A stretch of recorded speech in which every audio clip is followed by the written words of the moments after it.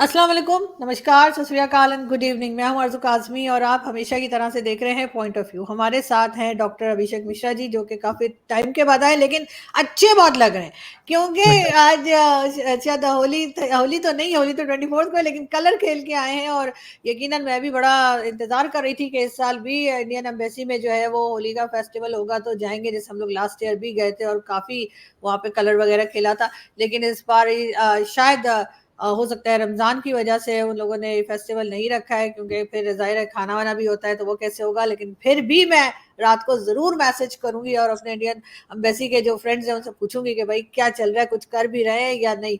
बहुत शुक्रिया सर कि आज आप आए हैं और एडवांस में हैप्पी होली टू यू।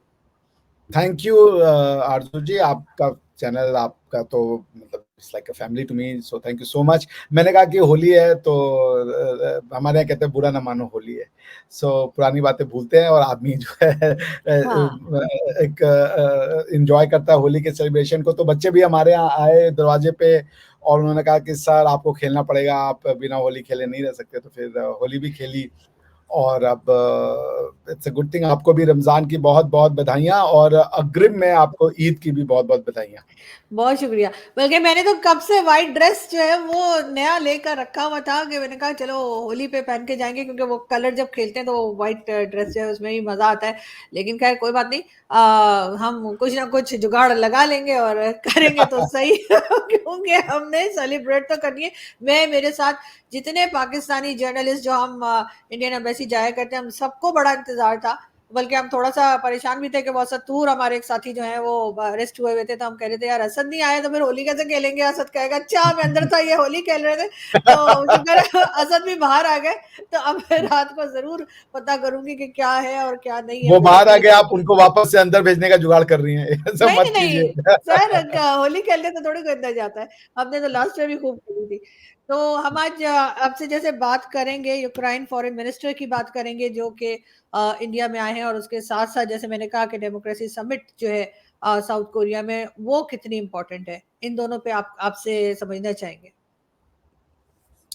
देखिए, डेमोक्रेसी का डेमोक्रेसी समिट कहीं भी हो, डेमोक्रेसी एक अच्छा आइडिया। डेमोक्रेसी क्या होता है, लोगों को ये ना एक अच्छा आपने टॉपिक उठाया और खासकर पाकिस्तान के लोगों को ये समझना चाहिए कि डेमोक्रेसी क्या होती है, डेमोक्रेसी का एसेंस क्या है। For some inexplicable reasons Pakistan में लोग डेमोक्रेसी समझ ही नहीं पा रहे हैं। वो डेमोक्रेसी को किसी तरीके का इलेक्शन से गवर्नमेंट बनाने के प्रोसेस को डेमोक्रेसी कह रहे हैं, जो कि डेमोक्रेसी के कई अंगों में से एक छोटा सा प्रोसीजरल अंग है। सब्सटेंटिव भी नहीं है, हम इसको कहते हैं प्रोसीजरल पार्ट है डेमोक्रेसी को। देखिए क्या होता है डेमोक्रेसी। डेमोक्रेसी नाम है फ्रीडम का, आजादी का, स्वतंत्रता का। किस चीज की फ्रीडम? कि जो चाहे हम वो कर सके, अपने जीवन को जैसे चाहे वैसे हम जी सके, ये निर्धारण करने का काम हमारा है। और हमारे जीवन के इन निर्णयों में कि हम कैसे अपना जीवन जीना चाहते हैं, स्टेट का इंटरफियरेंस कम से कम हो, लीस्ट इंटरफियरेंस हो, उसको डेमोक्रेसी कहते हैं, यानी लोकतंत्र। लोकतंत्र यानी कि जमहूरियत जिसको आप कहती हैं, उसमें आपको एक समझिए स्टेट का रोल मिनिमाइज हो जाता है। स्टेट का रोल एक समझिए देखता है कि कुछ गड़बड़ ना हो जाए, उसका मेन रोल कुछ बचता नहीं है, सारा रोल बच्चे अपने आप से निभा रहे होते हैं। सो ये जो डेमोक्रेसी समिट है, एशिया में डेमोक्रेसी की बहुत जरूरत है, खासकर हमारे रीजन में, क्योंकि मुझे लगता है कि हमारे रीजन में इंडिया को छोड़ के कोई भी जेन्युइन डेमोक्रेसी है ही नहीं। और हम एंड इंडिया अनफॉर्चुनेटली और fortunately for ages we have been democrat. हमने सबको खुशी से, आपको जो रिलीजन चुनना है चुन लीजिए, जो भगवान चुनना है चुन लीजिए, जो आपको जीवन शैली चुननी है चुन लीजिए, जैसी भाषा बनानी है बना लीजिए। हमने किसी को इस सबसे नहीं रोका, इसीलिए भारत का समाज इतनी विविधताओं से भरा हुआ समाज है। डेमोक्रेसी का मतलब सुन लीजिए। डेमोक्रेसी का मतलब होता है फ्रीडम। डेमोक्रेसी का मतलब होता है प्लूरैलिटी। डेमोक्रेसी का मतलब होता है हिस्ट्री। डेमोक्रेसी का मतलब होता है नेशन स्टेट। डेमोक्रेसी का मतलब होता है equality between main and women. Democracy का मतलब होता है इक्वलिटी फॉर ऑल। और डेमोक्रेसी का मतलब होता है स्ट्रॉन्ग सोसाइटी, वीक स्टेट। ये है डेमोक्रेसी जी। बिल्कुल ऐसा ही है, लेकिन सर अजीब सी बात यह है कि पाकिस्तान उसमें इनवाइटेड नहीं था। हालांकि हमारे यहाँ आजकल हम कहते तो यही है कि डेमोक्रेटिक गवर्नमेंट है, मगर फिर भी उन्होंने पाकिस्तान को इनवाइट नहीं किया। इसके ऊपर भी खैर बहुत से लोग सवाल उठा रहे हैं कि पाकिस्तान में तो काफी टाइम से जो है वो डिक्टेटरशिप नहीं है, मगर फिर भी एनीवे पता नहीं क्यों उन्होंने पाकिस्तान को उस लिस्ट में नहीं रखा। लेकिन आपके ख्याल से जो यूक्रेन की अगर हम बात करें, उनके भी जो है वो उनके यहाँ से भी लोग आपके यहाँ आए हैं, और कहा ये जा रहा है जो फॉरेन मिनिस्टर आए हैं इंडिया में, आने वाले बल्कि नेक्स्ट वीक आएंगे शायद, तो उन्होंने जी इनवाइट भी किया है मोदी जी को। और ये एक तरह से एक और सक्सेस है भारत के लिए कि इस तरह से, बल्कि पुतिन ने भी किया है। वो जो रशियन प्रेसिडेंट बने अभी दोबारा से, वो भी बड़े पक्के बने। वो मुझे लग रहा है हमेशा वही रहेंगे, वो चाइना के प्रेसिडेंट की तरह उन्होंने भी चेंज नहीं होना। वो भी चाइना वाला भी चलता जा रहा है, चलते जा रहा है। तो ये भी इनके साथ भी ऐसे ही कुछ लग रहा है कि ये मेरे ख्याल है फिफ्थ टाइम जो है पुतिन साहब बने, है ना? फिफ्थ, फाइव हो गए, हाँ, फाइव टाइम्स हो गए, हाँ फिफ्थ हो गए। तो फिर सर क्या देख रहे हैं आप इन इन दोनों कंट्रीज में, अगर मोदी जी जाते हैं विजिट को, और साथ साथ ये कि क्या उससे फायदा होगा भारत को? हाँ, इस प्रश्न का हम जवाब देते हैं, मगर इससे पहले आपने बड़ी अच्छी बात की कि पाकिस्तान को नहीं बुलाया। तो मतलब मैं सीरियसली आपको, एक नॉर्मल पाकिस्तानी या आप जैसे पढ़े लिखे पाकिस्तानी ये सोचते हैं कि आप डेमोक्रेसी हैं सच में? भाई मैंने बार बार कहा है कि इस्लामिक रिपब्लिक या इस्लामिक डेमोक्रेसी नहीं हो सकती। तो अगर आप इस्लामिक हैं तो आप क्यों डेमोक्रेसी में जाना चाहती है, मुझे समझ ही नहीं आता। आप ओआईसी के मेंबर हैं और आपका डिजायर है हम वहां चले जाएं, क्या नाम है, डेमोक्रेसी समिट में। कैसे हो सकता है? ये आग और पानी दोनों कैसे एग्जिस्ट करेंगे? आरजू जी ये बता दीजिए। ये परम ज्ञान तो हम पाकिस्तान के किसी भी आदमी से सीखने को तैयार है। या तो आप इस्लामिक हो सकते हैं या तो आप डेमोक्रेटिक हो सकते हैं, ये लिख के रख लीजिए। और जब तक ये नहीं समझ में आएगा तब तक चलिए जैसा चल रहा है हम लोग चलाते रहेंगे। आगे आते हैं। जो पुतिन साहब के ये जो सबसे पहले जो यूक्रेन के वो आए हैं, क्या नाम है, फॉरेन मिनिस्टर, उनको जो हमने पढ़ा न्यूज, और आपने ही भेजा था मुझे उस न्यूज को, जो मैंने पढ़ा उसके हिसाब से इनको जनवरी 2024 में उन्होंने बुलवाया था एस जयशंकर साहब ने, जो उनके काउंटर पार्ट है। तो वो इसलिए उनसे मिलने आ रहे हैं। और ये जो टाइम चुन के रखा गया, मुझे लगता है वो टाइम जानबूझ के ऐसा रखा गया था, क्योंकि पुतिन साहब जो अपना 6th टर्म शुरू करने वाले हैं उसमें वो ये चाहते हैं कि इस वॉर से तो वो निकले, जो मुझे समझ में आ रहा है। क्योंकि या तो शायद रशियन ऑब्जेक्टिव पूरा हो चुका है, या तो रशियन जो है रिसोर्सेज इतने डिप्लीट हो रखे हैं कि अब इस वॉर को और आगे बढ़ाने का कोई फायदा नहीं है, कोई इसमें गेन नहीं होने वाला है। आप ये समझ लीजिए कि जिसे कहते हैं ह्यूमन रिसोर्स की इतनी ज्यादा शॉर्टेज है रशियन आर्मी में कि इंडिया के लोगों को बहला के फुसला के दूसरे नाम के जॉब पे ले जाने की जगह उनको मिलिट्री में डाल दिया है, उनको बैटल फ्रंट्स पे जाकर के तैनाती दे दी है। वो बच्चे, मैंने कल कुछ दिन पहले देखा था, नेपाली बच्चों ने मोदी जी से रिक्वेस्ट किया था कि हमें निकालो। उसके बाद कुछ इंडियन बच्चों ने रिक्वेस्ट किया था मोदी जी से कि हमें यहाँ से निकालो। तो आप समझ सकते हैं कि रशियन आर्मी के पास न तो अब हथियार बचे हैं और न ही इंसान बचे उन हथियारों को चलाने के लिए। ये भी एक बहुत बड़ी शिक्षा है। जो लोग वॉर को समझते हैं कि आज के जमाने में वो वॉर से कुछ भी अचीव कर सकते हैं, उसने ये दिखा दिया कि वॉर इतना आसान नहीं होता। वॉर लड़ने के लिए आदमी मिलने मुश्किल हो जाते हैं, मशीन मिलनी मुश्किल हो जाती है। और तो मुझे ये लगता है कि पुतिन साहब, ये मेरा कंजेक्चर है आरजू जी, मैं पहले बता दूं कि पुतिन साहब ने पहले ही मोदी साहब से कहा गया होगा, क्योंकि अभी आपको पता है सीएनएन में ये रिपोर्ट आई थी कि मोदी साहब के कहने पर पुतिन साहब ने न्यूक्लियर अटैक का इरादा छोड़ दिया था, जो कि वो करना चाहते थे यूक्रेन के ऊपर, जब उनको पहला सेटबैक लगा था नेटो से जो सप्लाई आई थी आर्म्स एंड एम्यूनेशंस की। उसके बाद जिस तरीके से इनको पीछे खदेड़ा गया था, वो उनको बहुत इनके अहम पे चोट लगी थी। And he was seriously thinking of using the tactical nuclear weapons, जो कि प्राइम मिनिस्टर मोदी ने उनको कहा कि नहीं, इसकी जरूरत नहीं है, आप समझिए। और वो जो फेमस बायलैटरल स्पीच है, जो कि आज एक समझ लीजिए कि कस्टमरी इंटरनेशनल लॉ ही बन गया है, मोदी जी का स्टेटमेंट, जब उन्होंने कहा पुतिन साहब को कि भाई देखिए, this is not an era of war, ये युद्ध का युग नहीं है, युद्ध का युग खत्म हो चुका है। तो उसमें मुझे लगता है कि मोदी जी को पुतिन साहब ने कहा होगा कि देखिए, हमारा एक बार ये इलेक्शन हो जाने दीजिए, इलेक्शन के बाद मेरे पास से फिर से 6 साल के लिए टर्म आ जाएगा, आप उसके बाद मध्यस्थता करवाइए, आप बुलवाइए उनको, क्योंकि मुझे नहीं लगता कि पुतिन साहब किसी और पे भरोसा करेंगे, इंक्लूडिंग चीन। हालांकि चाइना ने उनकी बहुत मदद की इस वॉर को लड़ने में, लेकिन चाइना जो है वो एक अच्छा वो नहीं हो सकता, समझ लीजिए कि गुड ऑफिसर्स प्रोवाइड करने में चाइना इनकेपेबल है। और मोदी जी की जो विश्वसनीयता है वो इतनी स्ट्रांग है कि पुतिन साहब उन पे आंख बंद करके भरोसा कर सकते हैं। तो इसलिए मुझे लगता है कि पुतिन साहब के कहने पे ये एक बैकडोर वो शुरू हो चुका है कि कैसे रिकंसिलिएशन दोनों ओर में कराई जाए, क्योंकि वो बोल रहे हो, वो बोलेंगे, बात करेंगे जयशंकर साहब पुतिन साहब के बिहाफ पे कि ये ऑफर है, आप क्या कह रहे हो, आप कितना आओगे, फिर उसके बाद वो कहेंगे कि हम इतना आएंगे। जब एक मिनिमम कॉमन ग्राउंड हो जाएगा तब दोनों देश के जो लीडर्स हैं वो एक दूसरे से मिलेंगे, और जो वेन्यू है जहां पे ये सारी की सारी आर्बिट्रेशन होगी, सीट ऑफ सेंटर जिसको सीट ऑफ आर्बिट्रेशन कह लें, वो फॉर्चुनेटली या अनफॉर्चुनेटली भारत है। मोदी साहब एक ऐतिहासिक किरदार निभा रहे हैं कि दुनिया की सबसे बड़ी कैटेस्ट्रॉफी यूक्रेन रशिया वॉर को समझ लीजिए इसको इसके अंजाम तक पहुंचाने के लिए या पीस ट्रीटी तक पहुंचाने के लिए मोदी साहब का रोल बड़ा सिग्निफिकेंट होगा। और ये जो मीटिंग हो रही है यूक्रेन के फॉरेन मिनिस्टर साहब की एस जयशंकर के साथ, इसको इसी परिप्रेक्ष्य में देखा जाना चाहिए।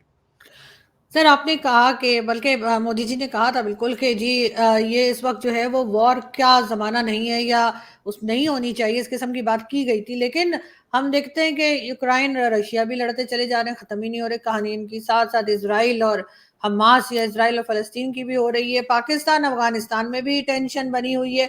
कई दूसरी कंट्रीज में जो है लोग लड़ रहे हैं, वॉर चल रही है, चाहे छोटी हो या बड़ी हो। आखिर ये कंट्रीज जो है आपके ख्याल से इनको क्यों समझ नहीं आ रही कि ये बातचीत के जरिए, डायलॉग के जरिए क्यों अपने जो प्रॉब्लम्स हैं या डिफरेंसेस हैं उनको नहीं हैंडल करते? ये सारी वो कंट्रियां हैं जो डेमोक्रेसी नहीं है, कॉन्फ्लिक्ट वहां पे हो रहे हैं, उन कंट्रियों में हो रहे हैं। अगर आप एक स्टडी करें कि जो कॉन्फ्लिक्ट प्रोन जोन है जहां लड़ाइयां हो रही हैं, वो सारी कंट्रियों की जो खास बात है, ये सारी डेमोक्रेसी नहीं है, बारिंग इसराइल।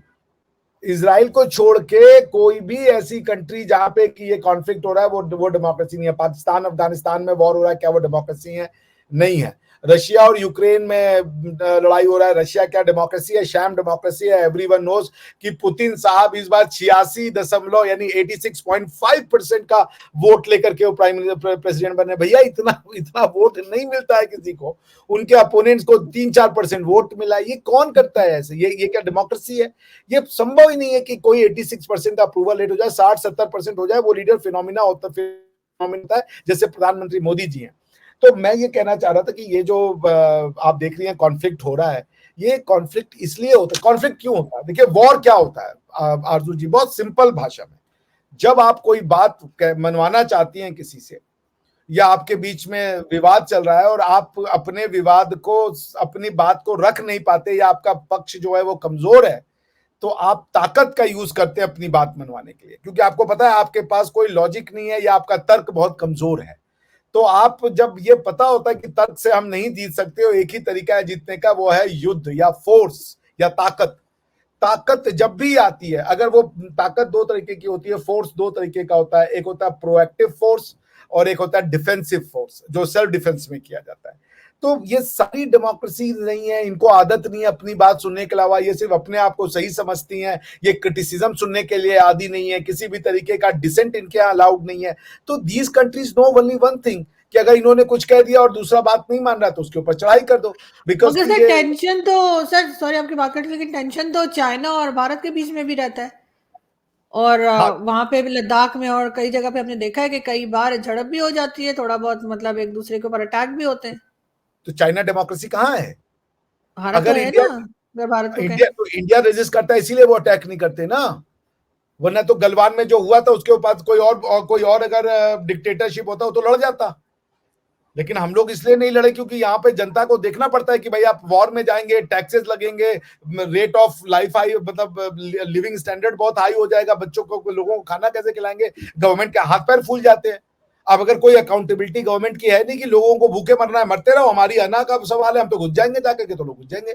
इसलिए यहाँ पे पब्लिक माहौल बिल्डअप करना पड़ता है। तो आप जैसे चाइना से लोगों ने लड़ाई लड़ी, चाइना का जो एक्सपोर्ट था इंडिया में उसको लोगों ने स्वेच्छा से कर दिया डंप, चाइनीज माल को खरीदना बंद कर दिया लोगों ने। दीपावली पे और होली पे जिसमें चाइना के माल की बम्पर सेल होती है वो 60-70% तक उन्होंने नीचे ला दी लोगों ने लड़ाई लड़के। तो पॉइंट ये कि डेमोक्रेसीज में लोगों का मन चलता है। आप डेमोक्रेसी में इतनी जल्दी वॉर पे नहीं जाते हैं क्योंकि आपको पता है कि जो प्रोग्रेस आपने की है साइंटिफिक, हेल्थ, इंफ्रास्ट्रक्चरल, वो सब बर्बाद हो जाएगा, इसलिए हाथ पांव फूल जाते हैं।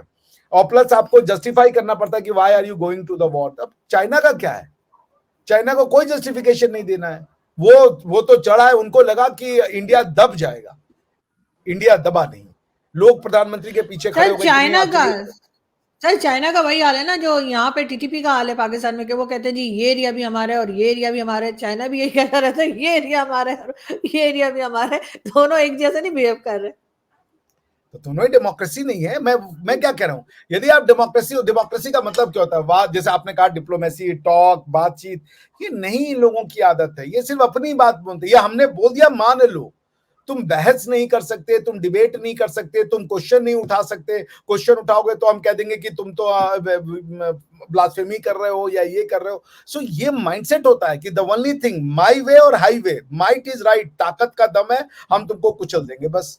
तो इसलिए ये आप देख लीजिए, मैं आपको फिर कहता हूं, आप एक स्टडी कीजिए, जहां जहां कॉन्फ्लिक्ट हो रहा है वो डेमोक्रेसीज नहीं है। डेमोक्रेसीज शुरुआत नहीं करती हैं कॉन्फ्लिक्ट की, डेमोक्रेसीज अपने विवादों को सुलझाने के लिए कोर्ट्स में जाती हैं। डब्ल्यूटीओ का फोरम है, अगर ट्रेड का आपका डिस्प्यूट है डब्ल्यूटीओ का फोरम है, पॉलिटिकल डिस्प्यूट है तो आईसीजे का फोरम है, दूसरे कोई डिस्प्यूट है तो इक्सिड का फोरम है, आर्बिट्रेशन है, कंसिलिएशन है, गुड ऑफिसेज है, नेगोशिएशन है, 50 चीजें वो लोग करते हैं पर वॉर में नहीं जाते। लेकिन जो डेमोक्रेसीज नहीं होती है उनको पता है कि सिर्फ ताकत के दम पे हम मनवा सकते हैं, क्योंकि और कोई बात ही नहीं है, क्योंकि और कहीं हम अपनी बात रख ही नहीं सकते, रखेंगे तो वो हम हार जाएंगे, इसलिए दे गो टू वॉर अपनी बात मनवाने के लिए। सर अब साइंस में लोग आगे जा रहे हैं, कई तरह की चीजें हो रही हैं, आर्टिफिशियल इंटेलिजेंस, और क्या कुछ नहीं हो रहा दुनिया में। आपको लग रहा है कि दुनिया कुछ बेहतर हो रही है? ठीक है, डेमोक्रेसी वाली कंट्रीज या नॉन डेमोक्रेटिक कंट्री की बात नहीं हो रही, लेकिन इस वक्त जो माहौल है पूरी दुनिया का, क्या वो बेहतरी की तरफ जा रहा है, या आपको लग रहा है कि नहीं, लोग पढ़ लिख कर भी बेवकूफों वाली हरकतें कर रहे हैं? दुनिया पहले से बहुत बेहतर हो गई है आरजू जी। अब मेरे पास अभी अनफॉर्चुनेटली डेटा नहीं है, यदि आप पिछले 100 साल का डेटा निकालें तो 1900 से लेकर के 1900 से लेकर के और 1950 तक दुनिया की आधी आबादी को तो लोगों ने वॉर में मार दिया था। आज कितनी डेथ्स होती हैं वॉर में? सबसे ज्यादा जो डेथ आज की डेट में कहीं हो रही है तो वो है शायद इजराइल में, जहां 12-15 हजार लोग मारे जा चुके हैं। और बाकी यूक्रेन में भी इतनी डेथ नहीं हुई है। यूक्रेन रशिया कॉन्फ्लिक्ट में अगर मैं आपसे देखूं कि यूक्रेन रशिया कॉन्फ्लिक्ट में टोटल कैजुअलिटी कितनी हुई है, तो मुझे नहीं लगता कि वो कोई 15-20 हजार के आसपास के ऊपर गई होगी।